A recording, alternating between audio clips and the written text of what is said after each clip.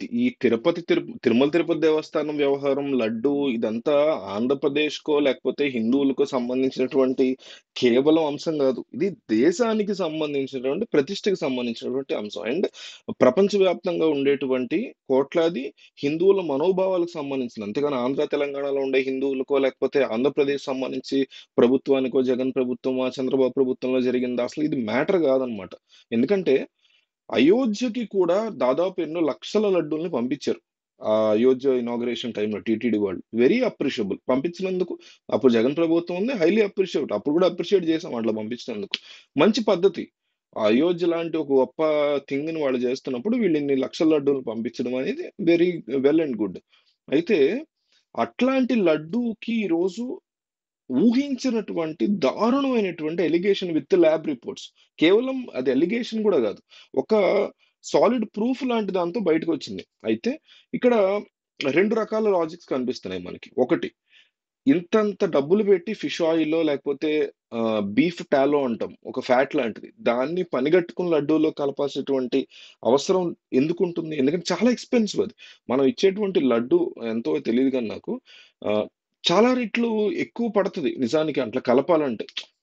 ఎంతుంటది ఒక లడ్డు? రూ. 50 ఏసుకోండి పోనీ. నాకు తెలిసినంత వరకు ఎంతో నేను తిరుపతి ఎప్పుడు ఎళ్ళలా, లడ్డు ఎప్పుడు తినలా. అనుకుందాం ఒక రూ. 50 ఉంటుంది. ఇంత లడ్డు గదా! మహా అయితే పోనీ 300 లోపే గదా! కానీ fish oil sorry fish capsule అంటున్నా. ఫిష్ క్యాప్సూల్ వాడేది ఫిష్ ఆయిల్. అది ఎక్కువ మోతాదులో నెయ్యి లెవెల్‌లో దాన్ని కలపాలన్నా, దానికి మళ్ళీ బీఫ్ టాలో యాడ్ చేయాలన్నా చాలా కాస్ట్‌లీ ఉంటది. అట్లాంటిది ఒక వెండార్ పనిగట్టుకొని చేస్తాడా ఇంత ఖర్చు పెట్టి లాస్ అవ్వటం కోసం? ఒకటి. రెండోదేంటంటే ఇట్లాంటి ల్యాబ్ రిపోర్ట్స్ వచ్చినప్పుడు ఇది గుజరాత్‌లో ఉన్నటువంటి ఆహ్, దాన్నేమంటారు? ఆ డైరీ బోర్డ్ అది. ఆ బోర్డ్ వాళ్ళు చేసినటువంటి ల్యాబ్ రిపోర్ట్. అట్లాంటి ల్యాబ్ రిపోర్ట్స్ అదనే కాదు. ఇట్లాంటి మీరు ఇక్కడ చేయండి. మన ఇంట్లో తిన్న ఫుడ్‌ని టెస్ట్ చేయించినా గూడా కొన్ని ఫాల్స్ పాజిటివ్స్ వచ్చేటువంటి పరిస్థితి ఉంటది. అది గూడా మనకు లిస్ట్‌లో ఇస్తారు వాళ్ళు కింద డిస్క్లైమర్‌లో. కొన్నిసార్లు ఫాల్స్ పాజిటివ్స్ వస్తుంటాయి. కాబట్టి నాలాంటి వాళ్ళ డిమాండ్ ఏంటంటే ఇంకా ఎక్కువ రిపోర్ట్స్ ల్యాబ్స్‌లో రిపోర్ట్స్ తెప్పించి తోలు ఒలిసేయాలి నిజం అని తేలితే.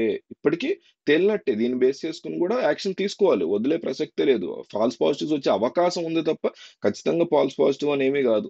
లాజిక్ ఏంటి? ఇందాక ఫస్ట్ చెప్పా గదా పాయింట్. దాని లాజిక్ ఏంటని చూడాలి. అయితే ఈ మొత్తం వ్యవహారంలో ఇద్దరు టీటీడీకి చైర్మన్స్‌గా ఉన్నారు. ఒకళ్ళు టీటీడీకి పెద్దగా ఇద్దరున్నారు. ఒకళ్ళు వైవి సుబ్బారెడ్డి. జగన్మోహన్ రెడ్డి యొక్క బాబాయ్ అవుతారాయన. అండ్ ఆయన టీటీడీకి హెడ్‌గా ఉండి మొత్తం చూస్తున్నారు చైర్మన్‌గా. ఆ తర్వాత భూమన కరుణాకర్ రెడ్డిని పెట్టారు. ఎలక్షన్‌కి కొన్నాళ్ళ ముందు, ఒక ఏడాది ముందో ఎంతో. సో, ఈ హోల్ సినారియోలో కంప్లీట్ బాధ్యత వీళ్ళిద్దరి మీదే పెట్టాలనేటువంటి డిమాండ్ వినిపిస్తున్న నేపథ్యంలో ఎనీ టైమ్ వైవి సుబ్బారెడ్డిని, భూమన కరుణాకర్ రెడ్డిని అరెస్ట్ చేయాలి అంటూ హిందూ సంఘాలు ఇప్పుడు ఒక కొత్త డిమాండ్‌ని తెర మీద తీసుకొచ్చాయి. అది గనక ప్రస్తుత ప్రభుత్వం అంగీకరిస్తే ఖచ్చితంగా వైవి సుబ్బారెడ్డిని ఎనీ టైమ్ అరెస్ట్ చేసేటువంటి అవకాశాలుంటాయి. ఈ ల్యాబ్ రిపోర్ట్‌ని బేస్ చేసుకొని అక్కడ ఉన్నటువంటి అఫీషియల్స్‌ని కూడా అరెస్ట్ చేసేటువంటి అవకాశం ఉంటుందని విశ్లేషణలయితే వస్తున్నాయి.